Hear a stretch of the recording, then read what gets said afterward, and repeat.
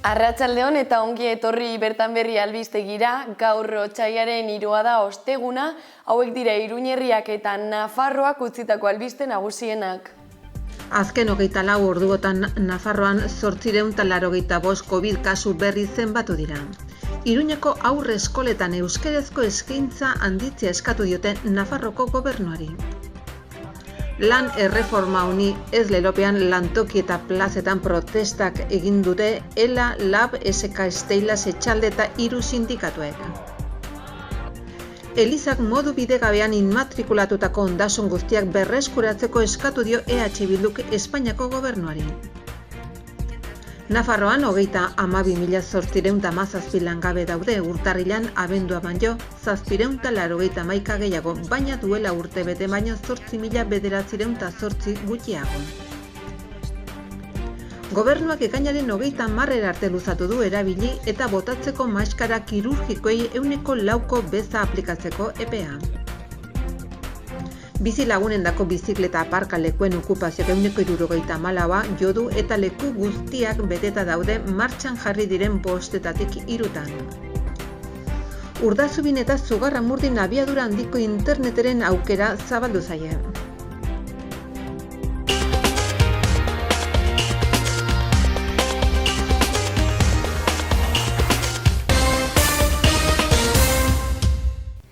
Azken 24 orduotan Nafarroan 885 COVID kasu zenbatu dira. Osasun publikoak egiaztatu du COVID-19ak eragindako ospitale presioaren eta intzidentziaren murrizketa, baina birusak eragindako heriotzak 30 inguru dira azken asteetan. Asteazkenean 885 COVID kasu berri erregistratu ziren Foru Erkidegoan. Osasun sailak eskainitako behin-behineko datuak dira, hala ere baieztatu daiteke, aste honetan pasaten astearekin alderatuta 43ko jaitsiera dagoela. Hala ere, ospitaletako presioa ez da bezain bertze jaisten. Atzo oraindik ere 228 lagun zeuden ospitaleratuta, hauetariko 26 zainketa intensiboko unitatean. Atzoko erregistroetan ere Iruñan nabarmentzen da 258 positiborekin, hauetariko 41 Arrotxapean, 37 bigarren zabalgunean, 30 Ermitagainan, 23 Txandrean, 20 Iturraman eta Donibanen eta 19 Mendillorin. Tuteran 44 positibo jakinarazi ziren. Nafarroko Osasun Publikoaren eta Lan Osasunaren Institutuak egiaztatu du koronavirusa izaten ari den intzidentziak eta virus horrek eragindako infekzio larriek ospitaletan eragiten duten presioak behera egin duela foru komunitatean, hala ere, SARS koronavirusak eragindako gaixotasun arrazoi nagusitza duten heriotzak azken 3 asteetan mantendu dira 30 inguru. Iruñeko aurreskoletan euskarazko eskaintza handitzea eskatu diote Nafarroako gobernuari. Iruñeko 10 aurreskoletan gaztelaniazko eredua eskaintzen den bitartean bakarra eskaintzen da euskaraz. Iruñeko 10 aurreskoletan gaztelaniazko eredua eskaintzen den bitartean bakarra eskaintzen da euskaraz. Iruñeko udalak egiten duen proposamenari oniritzia eman behar dio Nafarroko gobernuak. Nafarroko gobernuaren hezkuntza departamentuaren baita horren eskumena. Aurre eskolan euskara eredua eskatzen duten gurasoen hitzetan, bizikidetza eredu bakarra euskerazko murgiltze eredua da, horrek bakarrik ahalbidetzen baitu Nafarroko bi hizkuntzak menperatzea, eta talde parlamentariei eta gobernuari Iruñeko udalaren mespretxua ez onartzea exigitu diete. Nafarroako gobernuaren hezkuntza departamentua da Iruñeko aurreskolen hizkuntza eredu banaketa onartzeko eskumena duena. Beraiek zuzenean kudeatzen dituen aurreskoletan, proportzioan Iruñeko udalak eskaintzen dituenak baina euskara plaza gutxiago dauzkate. Eta horretaz gain, ez dute euskarazko murgiltzerik eskaintzen. Hori gutxi balitz, Iruñeko udalaren aurreskolen banaketa proposamen euskarafoboari oniritzia eman izan dio orain arte. Nafarroako gobernuarentzat gaztelaniazko murgiltzea zilegia da, euskarazkoa ez. Hori segregatzailea omen da. 10 gaztelaniazko murgiltze eredu dauden bitartean bakarra dago euskeraz. Estrategia garbia da, euskararen transmisioa oztopatzea bizikidetza eredu edo eredu misto batzuk jarrita. Iruindarrok ezin dugu gutxiespen hori onartu. Bizikidetza eredu bakarra euskarazko murgiltze eredua da. Horrek bakarrik ahalbidetzen baitu Nafarroako bi hizkuntzak menperatzea. Euskara gure eskubidea da eta babesa behar du. Eta beste gauzen artean murgiltzea beharrezkoa da. Talde parlamentariei eta gobernuari mespretxu hau ez onartzea exigitzen diegu. Lezkairuko eta Mendebaldeako haurreskola berriak euskarazko murgiltzean nahi ditugu. Euskarazko murgiltzerik ez, zuentzat pardelkada.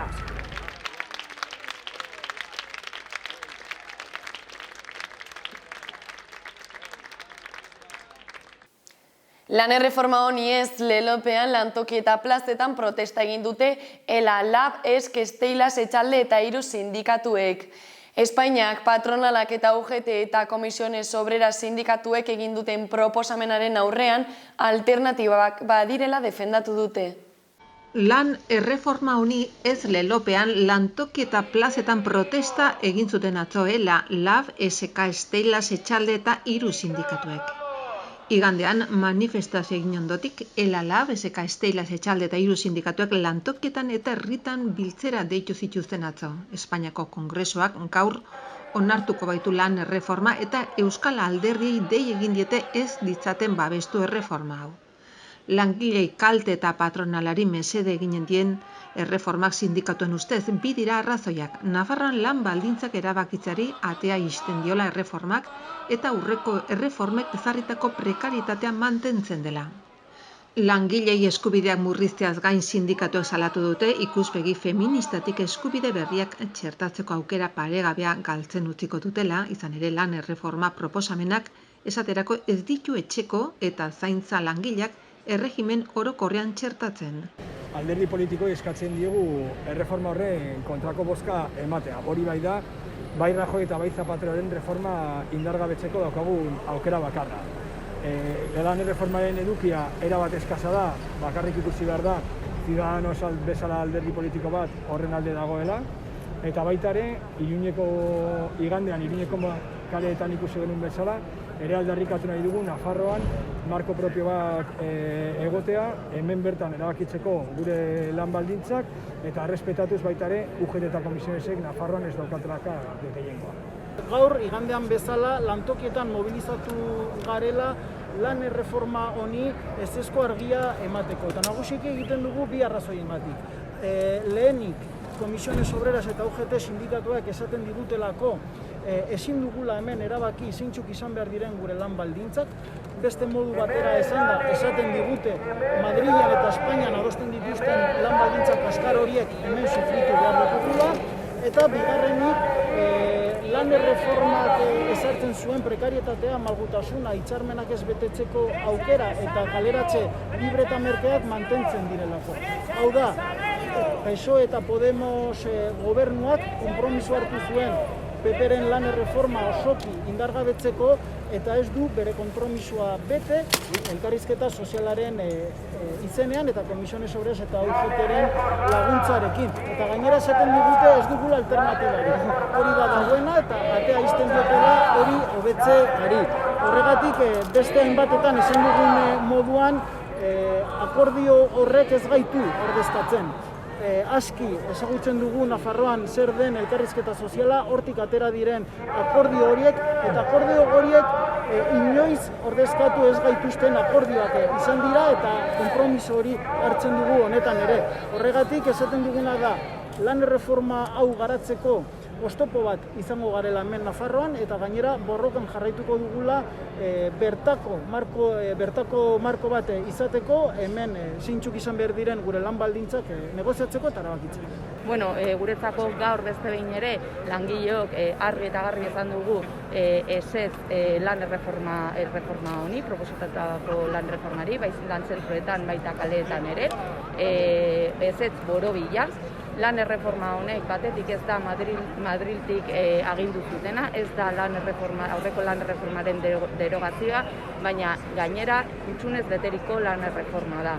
Hutsune beteriko lan erreforma eta horretaz gain ez da guretzako aukera ederra paregabea galdu egin da langileen eskubideak berreskuratzeko, baina baita ere langileentzako eskubide berriak sortzeko eta garatzeko. Aste guzti hauetan zehar esplikatu dugu behin eta berriz zeintzuk dira hutsune horiek eta zeintzuk diren gure aldarrikapenak eta horretaz gain esan behar dugu ere lan erreforma honek ez duela inolako perspektiba feministarik. Gure herrian 2 greba feminista bizi izan ditugu azken urte hauetan, ez dira greba feminista horietan lan arloan exijitzen ziren aldaketa horietako bat ere ez agertzen lan erreforma honetan, ez dute inolaz ere kontutan hartu hori, emakumeak kaltetzen dituen lan erreforma bat da hau. Horrekin lotuta eta baita ere lehen aipatutako eskubide berriak sortzearen horrekin adibidez ez da erregimen orokorrean sartzen etxeko eta zaintza langileak, ez dute hori egin. Gazteek ere lan erreforma honek askoz gehiago prekarizatzen ditu eta sortuko ditu esplotazio eta prekaritate eredu berriak ere, eta azken finean hau da patronalaren mesedetan eta patronalaren neurrira egindako lan erreforma bat. Patronalaren neurrira bai, baina ezin dugu ahaztu ere Komisiones eta UGT sindikatuen babesarekin egin dela. Beste behin ere Komisiones eta UGT negoziatu dute langileen bizkarrean, ez dituzte kontutan hartu eta beste behin ere saldu dituzte langileria. Eta bueno, ez duguna onartuko batez ere bada esatea alternatibarik ez dagoela. Noski alternatibak daudela eta alternatiba bakarra da lan erreforma hau derogatzea. Elizak modu bidegabean immatrikulatutako ondasun guztiak berreskuratzeko eskatu dio EH Bilduk Espainiako gobernuari. Eliza Katolikoarekin lortutako akordioak gaitzetsi du Belpozuetak nahikoa ez delakoan. Nafarroan soilik 4.000 ondasun baino gehiago lapurtu ditu Elizak gogoratu du EH Bilduko diputatuak. Eskandalu izugarritzat jotzen duen auzia eraman du Euskal Herria Bildu talde parlamentarioak atzoko kontrol saiora. Elizak modu bidegabean bereganatutako ondasunei dagokiena zehazki. Espainiako gobernuak Eliza Katolikoarekin berriki lortutako akordioa kritikatu du Belpozueta diputatuak. Haren hitzetan, onartezina da hitzartu dutena. 1957 geroztik legez kanpo bereganatutako 100.000 ondasunen legeztatzea dakarrelako. Nafarroan soilik ia 4.000 ondasunez ari gara hizketan. Hortuak, komunala, frontoiak, ermitak. Eliza Katolikoak udalei lapurtutako 4 milioi metro kuadro baino gehiago dira gogoratu du Belpozuetak. Eskas geratzen dela deritzo Nafarroko ordezkari subiranistak eta Espainiako presidentetza ministro Felix Bolañosi galdegin dio ez dadila konformatu Elizarekin hitzartu dituen 1000 ondasunekin ez eta ez dadila kikildu Espainiako gotzainen biltzarraren interes aurrean. Modu bidegabean bereganatutako ondasunak askoz gehiago direla iritzita Pozuetak nabarmendu du, presazko dela harago jotzea aurrekaririk gabeko lapurreta honi aurre egiteko.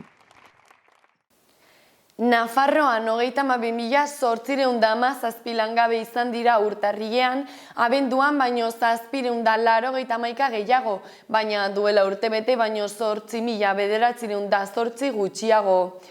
Kontratazioek 3,3% egin dute gora eta gizarte segurantzako afiliazioak berriz 0,84% egin dute behera. Que estamos recuperando en los 2 últimos meses una cierta normalidad en cuanto a la estacionalidad del empleo en Navarra.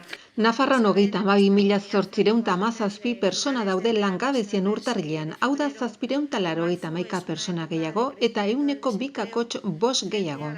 Aintzineko abenduarekin alderatuta. Halere Foru Komunitatean 1,21 jaitsiera izan da urte arteko datuei dagokionez. 2021ko urtarrilean baino 8.908 persona gutxiago bai daude langabezian. Orduan 41.725 izan baitziren.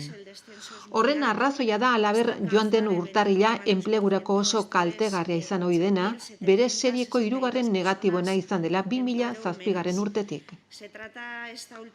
Bestetik, kontratazioak 3,3 egin dute gora eta gizarte segurantzako afiliazioa berriz 0,84 egin du behera.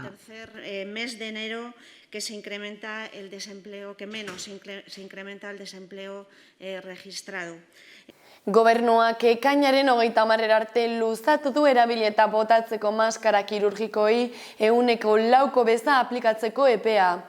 Gainera, apirilaren 30 arte luzatuko da 10% beza aplikatzeko epea Europar Batasunaren barruan energia elektrikoen entregei, importazioei eta erosketei, eta lehen hiruhilekoan energia elektrikoen balioaren gaineko zerga etenda mantenduko da. Navarra ha aprobado en su sesión de hoy un decreto. Nafarroko gobernuak atzoko bilkuran legegintzako foru dekretoa onartu zuen eta bertan zergak harmonizatzeko zenbait neurri jaso dira Espainiako gobernuak hartutakoen transposizioan.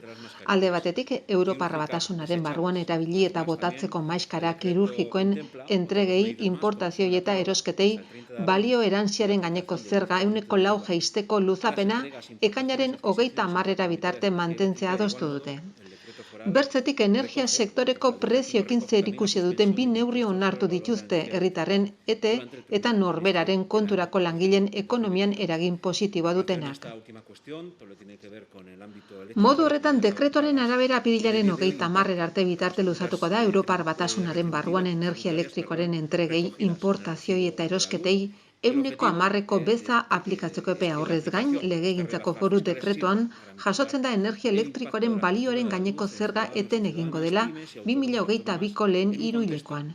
2 neurri hoiekin 16,2 milioi euro inguruko murrizketa gertatuko da Nafarroko zerga bilketan, 2 zerga hoiengatik eta logikoa denez familien eta enpresen ekonomia arinduko dute sektore energetikoaren prezioak gorantz doazen testu inguruan. Las públicas se estima en torno a 16,2 millones de euros.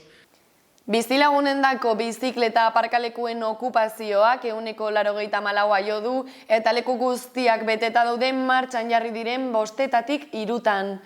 Zabalik dago epea oraindik Donibanen eta bigarren zabalgunean egokituko diren bizilagunendako beste 2 aparkalekuetan lekuak eskatzeko. Iruñeko udalak sustatutako bizilagunendako 5 bizikleta aparkalekuek 539 leku dituzte guztira eta 174 okupazio globala. Bizilagunendako 5 bizikleta aparkalekuetatik 3 Aldezarreko, Deskalzos eta San Anton kaletan eta Txandrean kokatutakoak beteta daude, bai eta itxaron zerrendarekin ere. Arrotxapeko eta Milagrosako aparkalekuek 169 eta 145 okupazioa dute urren ez urren. Aldezarreko aparkalekuak ezarri dira lehenik eta eskari gehien dutenak dira Deskalzos kalekoak 124 leku ditu eta guztiak beteta daude. Eta San Anton kaleko aparkalekuko 57 lekuak ere bai. Bietan itxaron zerrenda dago eta naiz eta lekua lortzea zaila den urtero leku libreak sortzen dira. Halaber beteta dago eta itxaron zerrenda du aparkalekurik txikiena.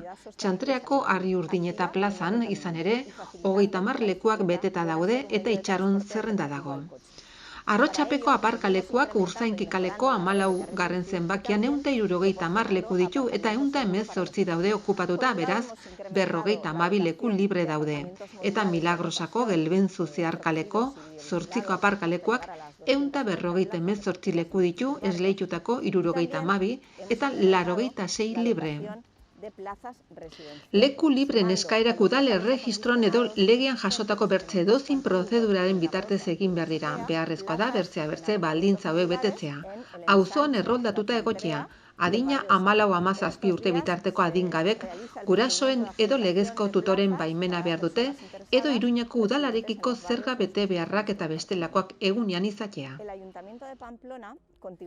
Urdazubin eta Zugarramurdin abiadura handiko internetaren aukera zabaldu zaie. Zugarramurdin eta Urdazubin abiadura handiko interneta emateko helburuarekin Adamok 2 herri hauetarako herritarrei eta enpresei aukera zabaldu die interesatuta egonez gero izena emateko eta epe labur batean izena ematen duten etxe eta enpresetara konexioa egiteko.